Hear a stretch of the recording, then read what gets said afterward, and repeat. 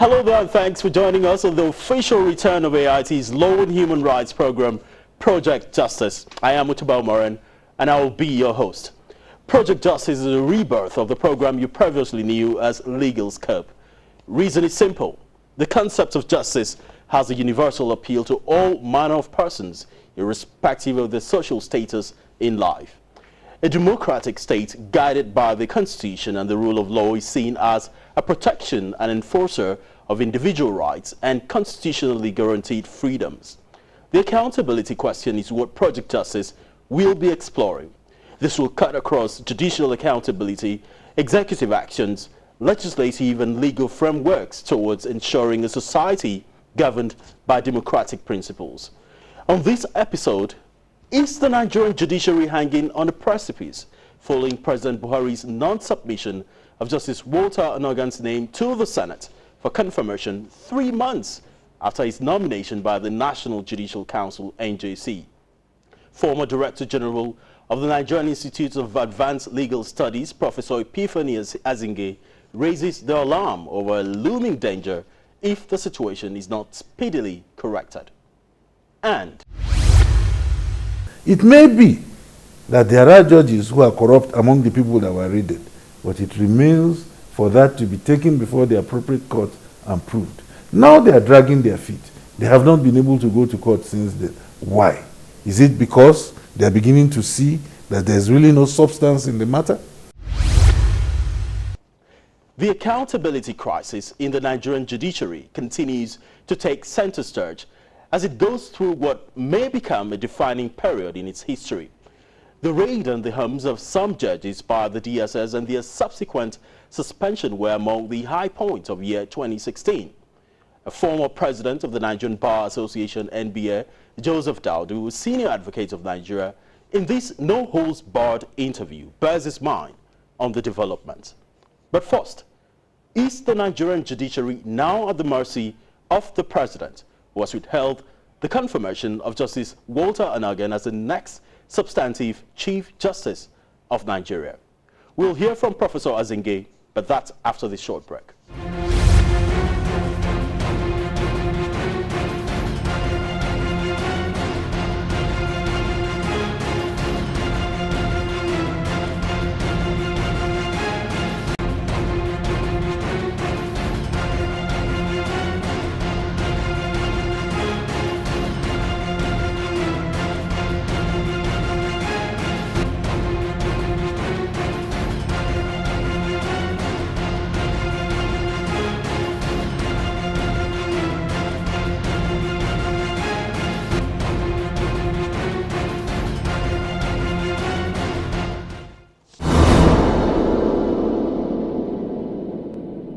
All right, thank you very much, Prof, for granting us this time to speak with you. Thank you very much. Nigeria has an acting Chief Justice. Is that unusual to you? Well, unusual, no, because even the Constitution has created circumstances where an acting Chief Justice can be appointed. And to that extent, nothing can be unusual. It's just that we are used to the custom or the convention whereby over the past maybe 26 years or thereabout, it has been quite a matter of consistency. And the most senior Justice of the Supreme Court assents, as it were, without much ceremony, so to speak.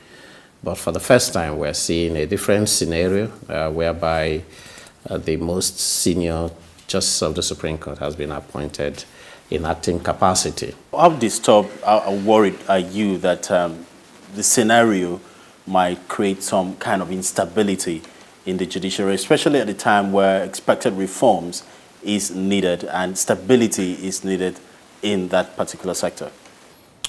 Well, I don't want to believe that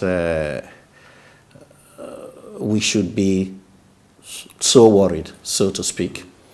In this situation, we are thinking that maybe after January, because the appointment was made on November. On November 10. November 10. So November, January, so maybe February. February 10 is February 9th. or February 9th. It's supposed to expire. As the case may be. So So what happens if it expires? Because still looking further at section 231, sub 5, it says the tenure of acting CJN cannot be renewed again. That means if his tenure expires, then, and his name has not been forwarded for confirmation by the Senate, what happens in that circumstance? no, the position is not as critical as that. It says that if by the expiry, the National Judicial Council has not forwarded a recommendation again to the president, then it expires or it lapses. Does it need to do that when there is already a nomination or a recommendation that was sent earlier by the NJC to the president? Well, that's a constitutional provision. So I don't see anything untoward with the constitutional provision, especially section 2315 that you've mentioned. It says, in the event that the National Judicial Council fails to, this time around, to send a nomination, it could be anybody, but one would expect that without any misgiving that the same name will be forwarded. It is only when that name is not forwarded that we have a crisis. Precisely, I was just looking through that section 321 again of the Constitution. I just looked through subsection 5. Clearly says, any person so appointed shall cease to have effect after the expiration of 3 months from the date of such appointment as in acting capacity, and the president shall not reappoint a person whose appointment has lapsed. My thinking is that within that period, would it not be tidier for us to now present him for confirmation in substantive position? In such a case like this, a lot of people will wonder, people are already making conjectures. Could it be that the president has some issues with appointing or sending the name of Justice Onogen, who was been duly nominated for confirmation by the Senate? But in any case, if there were any such misgivings or anything the president feels against the nominee in question, is it not the position of the Senate during the confirmation hearing to make that clear and make that open, and whether to confirm or not to confirm, that is left to their discretion? Given the background of exactly what has happened in the judiciary in recent times, a president may decide that I need to tarry a while and watch in order not to make mistakes this time around. Did the Constitution give the president that discretion, that latitude? Because if it's the role of the NJC to nominate to the president and the president to forward same to the Senate, can the president just on his own decide to withhold forwarding the name to the Senate, whose responsibility is to screen, scrutinize, and declare the person fit or unfit for that office? Inasmuch as we consider it is the responsibility of the NJC and that of the Senate to scrutinize as much as possible. Mark you, there might be a scenario where I haven't done that. The name is returned to the president and the president will refuse to announce. He also can exercise that discretion, because at the end of the day, his presentation of a name to the Senate does not mean an appointment. The Senate can scrutinize and say that we don't have anything against this man. He's fit and proper, more than qualified, eminently qualified. And the president can still tarry and say, I am. That is the time we are likely to have a problem. Is that not indirectly, is that not indirectly undermining the role the Senate would have played in the confirmation process? In the appointment process, beg your pardon. The National Judicial Council did not just wake up one morning and forward 3 names. They had ample opportunity to also scrutinize and do all they needed to do. They didn't just do it overnight. So if you submitted in October and I'm to be appointed in November, you are giving the presidency just 1 month to do the dirty job together with the Senate. I don't think the time was good enough. A lot of people will be wondering, do we have that latitude of that time to be going through and waiting for the president to finish whatever clearing he's doing, whatever background investigations the executive agencies are doing on the nominee that has been sent to it? But we've also seen the president forward names of all the nominees for headship of positions, like the EFCC acting chairman. His name was forwarded by the president to the Senate. The Senate, acting based on its constitutional powers, looked through and said, no, we're sending the name back to you. And a lot of people are saying, can't that same scenario play here with the Chief Justice of Nigeria, whose name has been submitted to the president for onward forwarding to the National Assembly? Again, two different scenarios. One, for the EFCC, one name was forwarded to Senate. To Mr. President, three names. The three-name submission has always been a tradition as well. It has always been the tradition, but not the three names will go to Senate. That is the issue now. It's not the three names that will go. Only one will go. Which is also by tradition. By tradition, the most senior one. But now we are thinking of a scenario where, and that, let me get it back to, in the Mago case, what was the banana peels? Banana peels, the documentation or documents from the security report. Now, the security report is an arm of the executive, and to that extent, subordinated to the presidency. Politics has been insinuated in all of this as well. Where he comes from, the region he comes from, is part of the entire, scenario playing up in the minds of people. However, the president does in the process of the background investigation and checking, which he seems to be doing, would you totally rule that out as part of the game being played here? Well, at this point in time, I wouldn't link whatever is happening to politics. We are all conscious of the fact that he is from the southern part of Nigeria, and to that extent, people are thinking aloud that it has never happened. Why should it happen now? In the past 30-something years or 20-something years, a southerner has never occupied that exalted office. So it is natural that people, and I'm sure that people should also, even people at that highest level of government, should also be conscious of that fact for the unity of this country, for stability purposes, and obviously, in order not to make any insinuation, people should not make any insinuation about it. But given my own perception of the whole thing, I know that it is a matter of some people not trying to be in a hurry to make any mistake. But as far as I'm concerned, Honorable Justice Onoge is a fit and proper person to ascend that exalted role. And for me, it is just a matter of time. Professor Zinge, thank you so much for your time. Thank you very much. Well, the prevailing stalemate over the non-appointment of a Chief Justice of Nigeria may be traced back to the events that happened in the twilight of 2015 and early 2016. This special report, first aired exactly 12 months ago, provides a background. The attacks on the Nigerian judiciary have been hard and quite frequent in recent times. It began with a rather innocuous remark by President Muhammadu Buhari on a visit to Ethiopia, where he was quoted as saying that the Nigerian judiciary is his biggest headache. The president's comments came at a time some key decisions in election matters were made by the Supreme Court, incidentally largely against his party's candidate. The context of his statement itself had to do with the long futile months the president spent at election tribunals in the 3 previous occasions he contested. Critics and even some of the president's supporters found the remark incredulous. The judiciary does not take the bull by the horns and deals with contemnors who go about maligning it. Nobody will fight for the judiciary. I think the politicians should be cautioned. They should, not see it like the continuation of their campaign. They can throw mud at each other. That is okay for the campaign. But to be attacking institutions, it's like attacking the military. But if the president's comments were to be dismissed as a one-off slip, many have questioned the attitude of his administration and officials towards court orders. With the umbrella body of lawyers in Nigeria, the NBA, which has been unusually quiet, urging adherence to the rule of law. But the attacks have not stopped.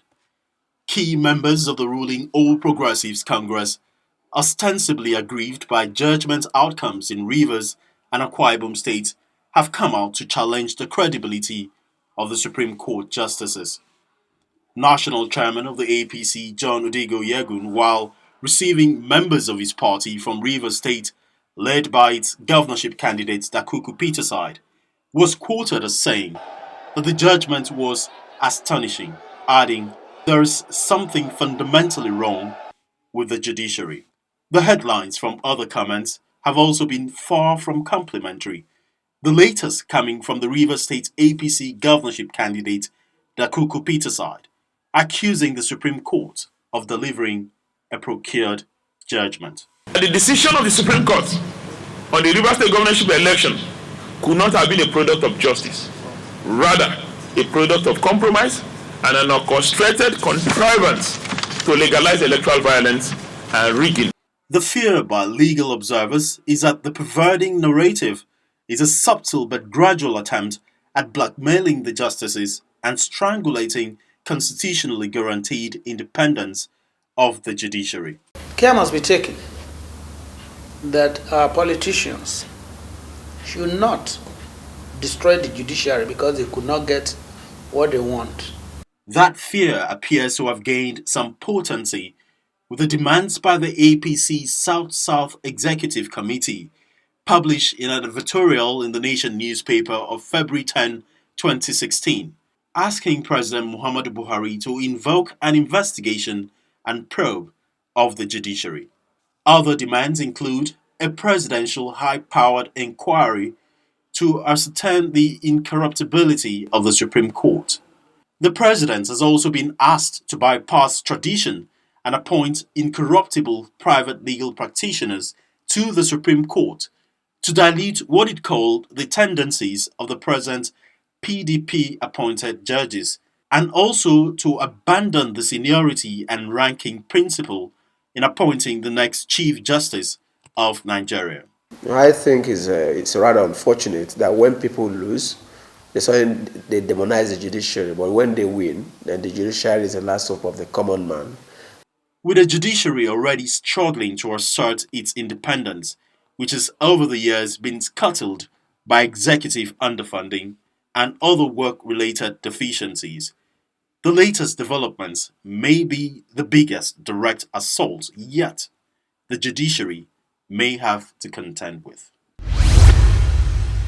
10 months after the report was filed, 2 justices of the Supreme Court were arrested after their residences were raided by men of the Department of State Security Services. Former NBA President Joseph Daudu speaks on the issues.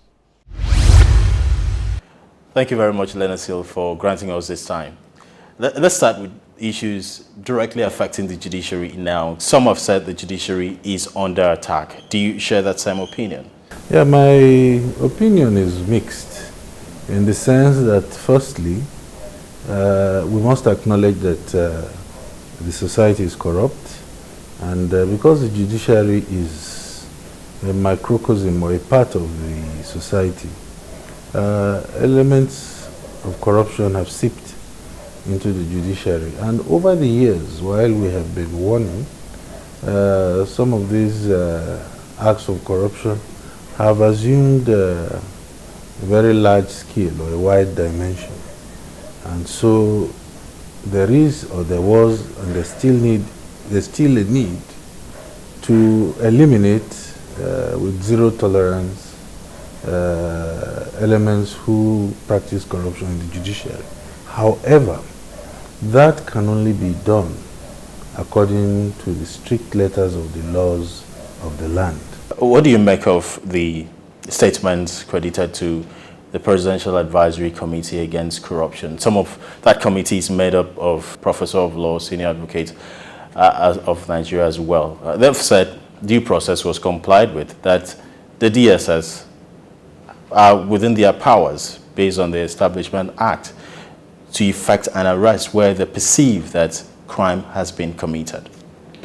Well, you see, the membership of that Presidential Advisory Committee, as far as I am concerned, have people who may be well versed in the theory of law but have total lack of knowledge in the practical implementation of the laws of this country. So there's a difference between when you go to the university and you teach the theory of law and jurisprudence and what the law says should be the practical application of it. They are highly respected jurists, but I'm afraid some of them have not seen the four walls of a courtroom. I have never met with a prosecution advisory team. I do a lot of prosecution work, but I have not seen a single high caliber member from that in any of the cases. So I perceive that they are just probably very emotional about the work they are doing. I don't think they are committed. They are committed about what they're doing. But nonetheless, you cannot, when you have Section 214 of the Constitution, which says there can only be one police force in this country, and then you vest the Directorate of State Service with police powers to arrest. Indeed, what we knew of the DSS is that they are not known. You don't even disclose their names. They don't go on those kind of covert operations. They gather intelligence and give the intelligence to other arms of the government or embed their people. A lot of people have also talked about the process, just like you've highlighted, the process which would have involved the NJC taking the first step, disciplining the judges and perhaps finding them where culpable, derobing them and leaving it open there for the prosecution agencies to take it from there. Is that process really a strict process? In my view, very humble view, it is divided into two. There are complaints which come to the NJC from petitions. A judge has been high-handed. A judge does not sit on time. A judge gives conflicting judgment. A judge is perceived to be corrupt and he probably is being influenced or teleguided by outside elements. That is the civil administrative realm. Now, where there is a crime being committed and there is a danger of the horse bolting after you have closed the stable doors, then or a judge or a judicial officer is perceived to be committing or in the process of committing an offense. That is a criminal aspect of misconduct. And I do not think the NJC has any jurisdiction over that. It's a painful pill to bear because no criminal or suspected criminal waits for you to go and collect permission to come and prove. He will clean up his act. So that's why I started with saying that if the appropriate law enforcement agency did their homework, knew when a man was about to collect a bribe, they could set him up. No law, not even the NJC, can stop the appropriate agency, in this case the police, or marginally the EFCC, or even the ICPC, from effecting an arrest when an offense is being committed. So you mean by now that even a judge, a serving judge, can be arrested? It's not above the law.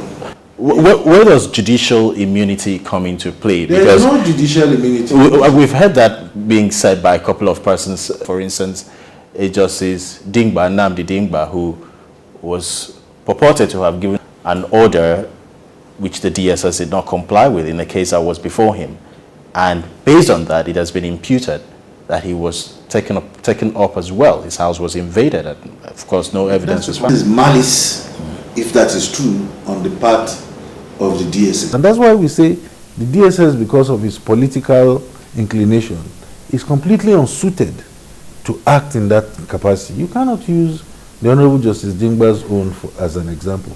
He is the only judge that has done the right thing to say that if you disobey my order, you cannot come back to my court and continue to act as if nothing has happened. But the malicious steps being taken because people are outspoken, because the judge is straightforward, because the judge doesn't give you an order, then you want to intimidate him under the guise that there is a blanket allegation of corruption against judges. That is what we will resist. That is what we will not tolerate. And that is why we have opposed this measure. It may be that there are judges who are corrupt among the people that were raided, but it remains for that to be taken before the appropriate court and proved. Now they are dragging their feet. They have not been able to go to court since then. Why? Is it because they are beginning to see that there's really no substance in the matter? But had they done it according to due process, not one person will say a word. Now, finally, let's look at the NJC itself.